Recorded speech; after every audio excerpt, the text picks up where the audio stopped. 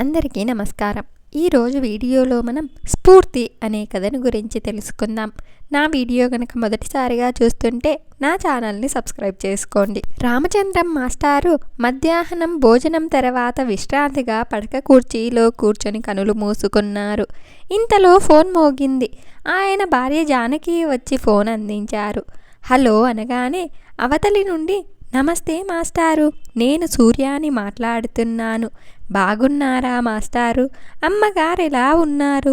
గౌరవాభిమానాలను మేళవించి అడుగుతున్నాడు పూర్వ విద్యార్థి సూర్య. మేం బాగున్నాంరా, నువ్వెలా ఉన్నావు? అమ్మాయి మనవడు బాగున్నారా? ఆప్యాయంగా అడిగారు మాస్టారు. బాగున్నాం మాస్టారు. మీ మనవడి మొదటి పుట్టినరోజు అనాథాశ్రమంలో చేద్దామని అనుకుంటున్నాం. మీరేమంటారు మాస్టారు అని అడిగాడు సూర్య. చాలా మంచి ఆలోచన, అలాగే చెయ్యండి, మంచి నిర్ణయం అన్నారు ఆనందంగా. మేమేం మంచి పనులు చేసినా దానికి స్ఫూర్తి ప్రేరణ మీరే కదా మాస్టారు. మీరు మా అందరినీ ఆదుకొని చదివించి తీర్చిదిద్దుబట్టి మేము ఈనాడు ఉన్నత స్థితిలో ఉన్నాం.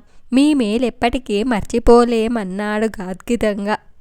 ఊరుకో సూర్య, అంతా మీ అందరి కృషి అదృష్టం, నాదేముంది అన్నారు మాస్టారు. మాస్టారు, ఆ రోజు మీరు తప్పక అమ్మగారిని తీసుకొని రావాలి. మీ ఆశీస్సులు వాడికి తప్పక కావాలి అన్నాడు సూర్య. అలాగే, తప్పకుండా వస్తాం, సరేనా అన్నారు మాస్టారు నవ్వుతూ. థ్యాంక్ యూ మాస్టారు, థ్యాంక్ యూ, మరి ఉంటాను మాస్టారు అంటూ ఫోన్ పెట్టేశాడు సూర్య. మాస్టారు సూర్య మాటలను తలుచుకొని, నేను మీకు స్ఫూర్తి అనుకుంటున్నారు, కానీ మనందరికీ ప్రేరణ దాత పరమేశ్వరం మాస్టారు. ఆయన మనసు పరమేశ్వరం మాస్టారి పేరు తలుచుకోగానే గతంలోకి జారుకుంది. రామచంద్రం మాస్టారు పేపర్ తిరిగేస్తుండగా మాస్టారు మాస్టారు అని ఎవరో పిలిచినట్లయింది. ఈ సమయంలో ఎవరా అనుకుంటూ గేట్ వైపు చూశారు. పరమేశ్వరం మాస్టారు. ఆయన తన స్కూల్లోనే పనిచేసి రిటైర్ అయ్యారు.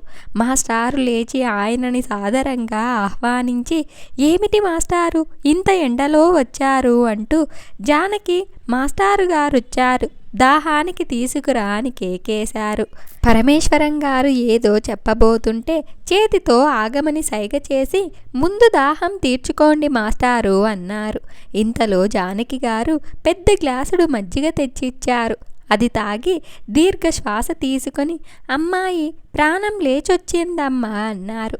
ఇప్పుడు చెప్పండి మాస్టారు, ఎండన పడి వచ్చారేమిటి? కబురు పెడితే నేనే వచ్చేవాడిని అన్నారు రామచంద్రం మాస్టారు. వస్తారనుకోండి, కానీ నా పనికి కూడా మిమ్మల్ని రమ్మనటం భావ్యం కాదు కదా అన్నారు. అదేంటి మాస్టారు? పెద్దవారు, చెప్పండి, ఏమిటి విషయం? పరమేశ్వరం గారు, మాస్టారు మీ చేతుల మీదుగా ఎందరో విద్యార్థులను తీర్చిదిద్దుతున్నారు. పిల్లల పట్ల మీరు కనబరిచే శ్రద్ధ, ఆప్యాయత, బాధ్యత నేనెనకనివే. అందుకే ధైర్యం చేసి మీకొక బాధ్యతను అప్పగించాలని వచ్చాను. నన్ను నిరాశపరచరని ఆశిస్తున్నాను అన్నారు. అదేంటి మాస్టారు, మీరు చెప్పటం నేను చెయ్యకపోవటమా? చెప్పండి, నేనేం చెయ్యగలను అన్నారు రామచంద్రం మాస్టారు. మాస్టారు, నాకు తెలిసిన ఒక బీద కుటుంబంలో పిల్లవాడు చాలా తెలివైనవాడు, యోగ్యుడు. వాడిని చదివించే స్తోమత ఆ కుటుంబానికి లేదు. వాడిని మీరు దగ్గర పెట్టుకుని చదివించాలి. నేనే ఆ పని చెయ్యకుండా మీకెందుకు అప్పగిస్తున్నానని మీరు అనుకోవచ్చు. మీకు తెలుసు, నేను రిటైర్ అయిపోయాను.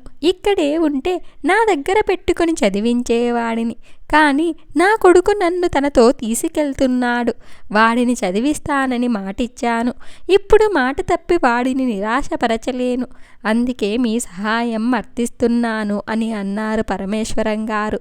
మాస్టారు, మీరు చేసే ఒక మంచి పనికి నన్ను ఎన్నుకున్నందుకు చాలా సంతోషం. నేను తప్పకుండా ఆ పిల్లవాడిని చదివిస్తాను. మీ మాట నిలబెడతానని రామచంద్రం మాస్టారు హామీ ఇచ్చారు. ఆ మాటకెంతో పొంగిపోయి పరమేశ్వరం మాస్టారు వాడి ఖర్చులకు తానే పైకం పంపిస్తానని చెప్పారు. లేదు మాస్టారు, ఆ అవకాశం నాకివ్వండి. ఎంతోమంది విద్యార్థులకు మీరు ఈ విధంగా సహాయం చేశారని విన్నాను. మిమ్మల్ని చూసి మేమంతా సంతోషించామే కానీ సహకరించాలన్న ఆలోచన చెయ్యలేదు. ఈరోజు అనుకోకుండా ఆ భగవంతుడు మీ ద్వారా ఆ అవకాశం నాకు కలుగజేశాడు. నేను కూడా ఇక నుంచి పేద విద్యార్థులకు నా చేతనైనంత సహాయం అందిస్తాను. ఈ మహత్కార్యంలో నన్ను పాలు పంచుకోనివ్వండి అంటూ చేతులు జోడించారు రామచంద్రం మాస్టారు. పరమేశ్వరం గారు ఆనందంగా చేతులెత్తి దీవిస్తూ శుభం భూయాతని నిష్క్రమించారు. వారిని సాదరంగా సాగనంపారు రామచంద్రం మాస్టారు. గతాన్ని తలుచుకున్న రామచంద్రం మాస్టారి పెదవులపై చిరునవ్వు విరిసింది. ఆనాడు పరమేశ్వరం మాస్టారి స్ఫూర్తితో తాను తనకు వీలైనంత మంది విద్యార్థులకు చదువు చెప్పించాడు. వారంతా ఈరోజు చక్కగా స్థిరపడి తమకు తోచినట్లు ఇతరులకు సహాయం చేస్తున్నారు. ఇంతటి విజయం పరమేశ్వరం మాస్టారి ప్రేరణతోనే సాధ్యమయ్యింది. ఇదంతా ఆయన చలవే అనుకుంటూ మనసులోనే వారికి నమస్కరించారు. ఇంత మంచి కథను మనకు అందించిన వెంకటరామశేతు గారికి ధన్యవాదాలు. నా వీడియో కనుక మీకు నచ్చినట్లయితే ఒక లైక్ చేసి స్టోరీ ఎలా ఉందో కామెంట్ చేయండి. నా ఛానల్ సబ్స్క్రైబ్ చేయకపోతే వెంటనే సబ్స్క్రైబ్ చేసుకోండి.